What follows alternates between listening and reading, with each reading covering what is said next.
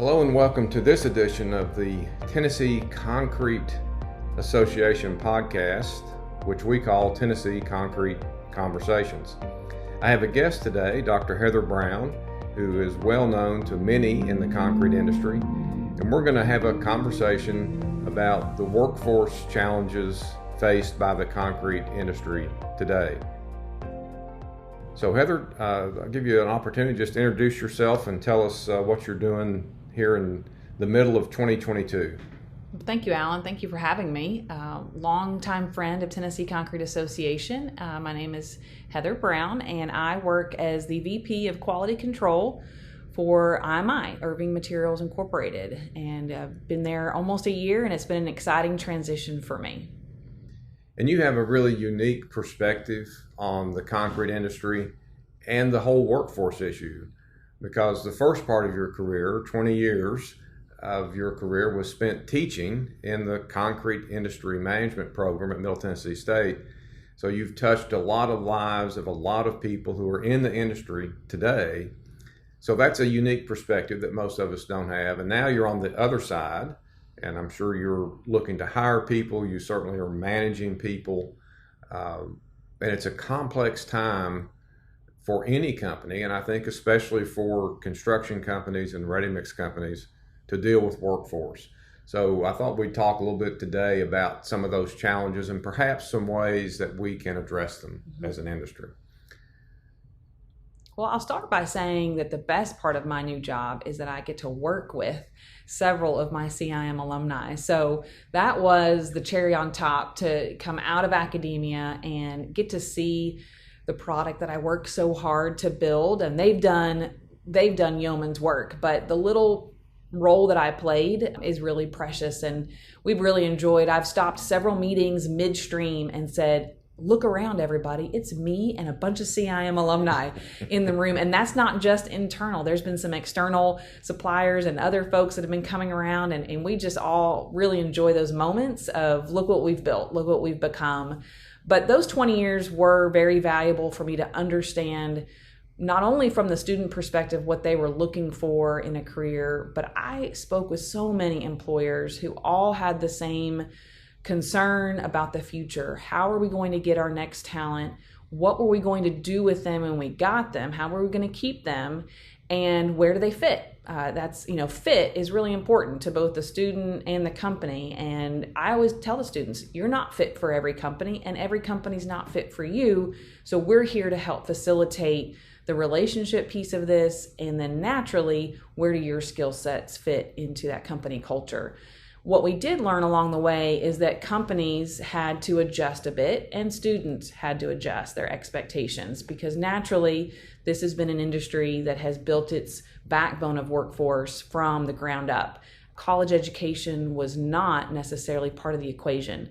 So we sort of disrupted maybe a way they got the talent, but I think we enhanced a lot of their opportunity to recruit really passionate, smart young people who are dedicated. The great thing about having career training at the academic level is that you're signing them on to be a part of the industry the day they declare the major.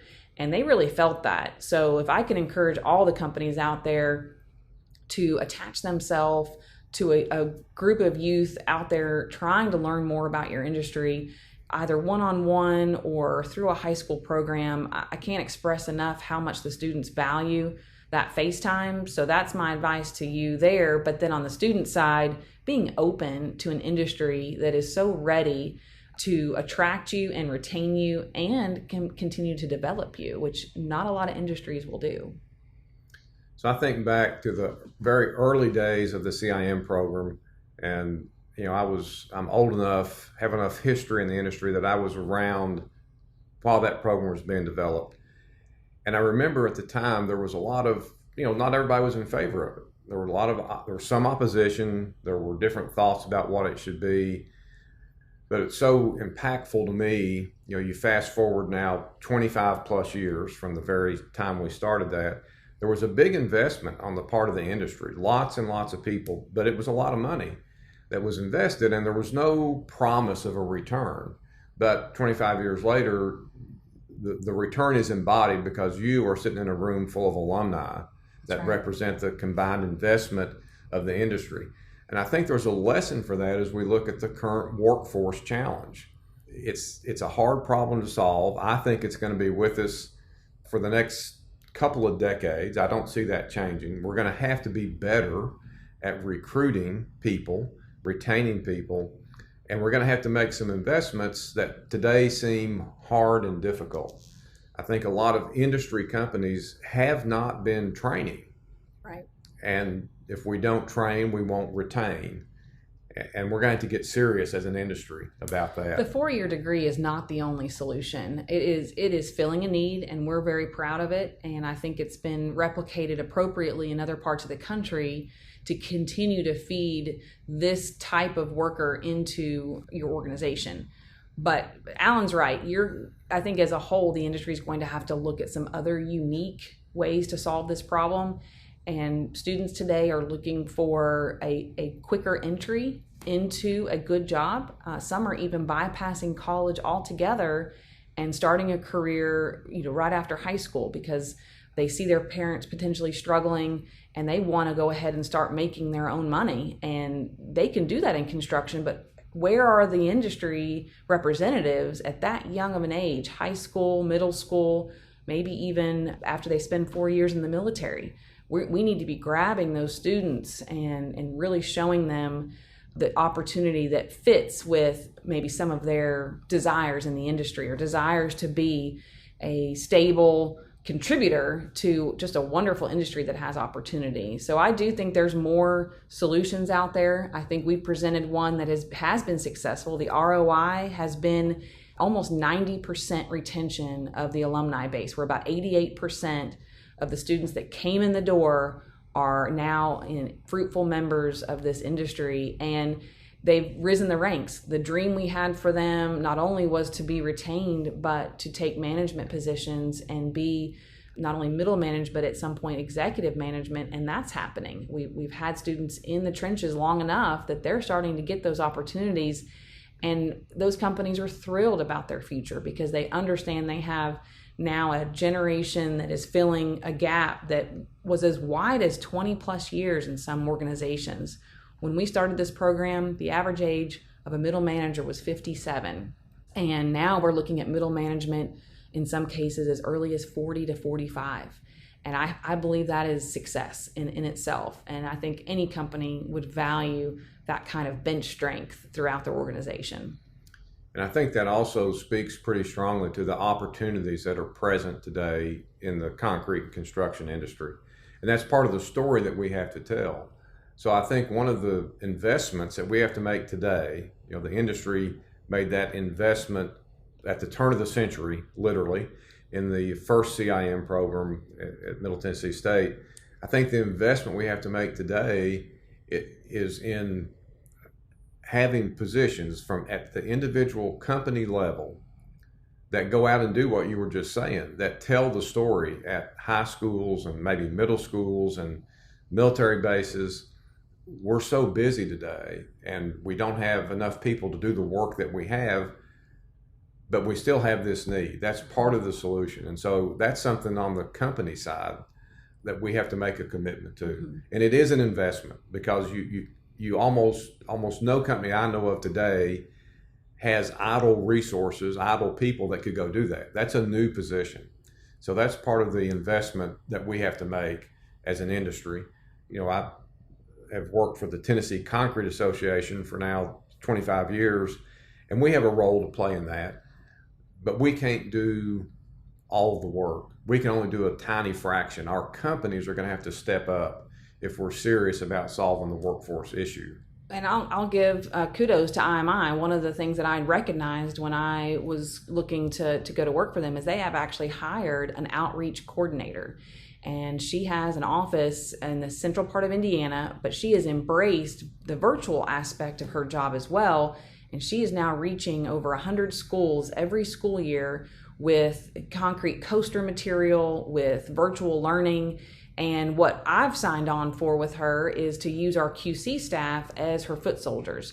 We'll be the front line. We'll go out and tell our story if you'll deliver the technical lecturing that they need to basically satisfy the state learning requirements. That's been the major driver of her course content. And we can connect on so many levels on state learning standards, from geology to earth science to manufacturing. Those learning outcomes are really important to every state, and they require those from second grade on. So we have automatic plug-in points. And Holly, who's with IMI, has just done a wonderful job of creating this back and forth dynamic between the teachers, the community, and then our own staff to create a pipeline of talent from second and third grade on. It's been wonderful.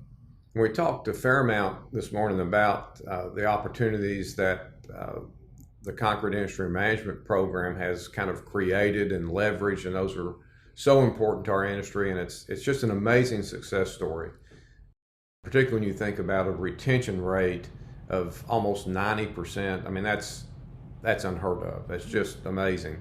I think that speaks to what a great place the construction industry is to work. That's why people are staying.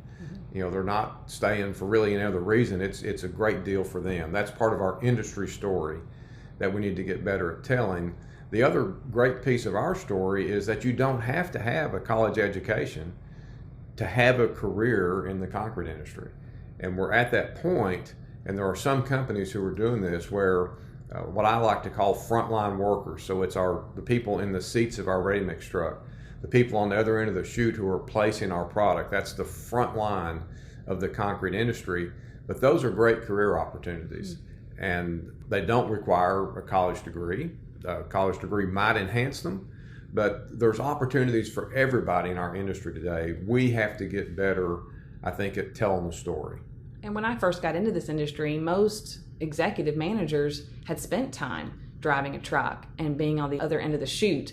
So that was the culture. And what I think you're saying is that can be the culture again if we have to continue to introduce the industry to the young people. We can't stop marketing and promoting what this industry is about, because it would get lost on the next generation if we don't have people continually introducing them to what those job opportunities are. But better yet, even if it doesn't take a college degree to have some of those frontline jobs, the industry is hungry to pour into you once you have that job to get you to a position of advancement. You're not done by sitting in a ready-mix truck. So you've got half the workforce that's driving trucks that is absolutely what they want to continue to do and be very good at it. And then you have the other half that thinks, what's next? What could I do for the company at a plant or, in a lab? And there's opportunity for that. So development doesn't stop at that frontline job. And I think that is the piece that we have to get better at as an industry and more intentional about. So I hope you've enjoyed our discussion for today. I very much appreciate Heather being with us and sharing from her experience and perspective.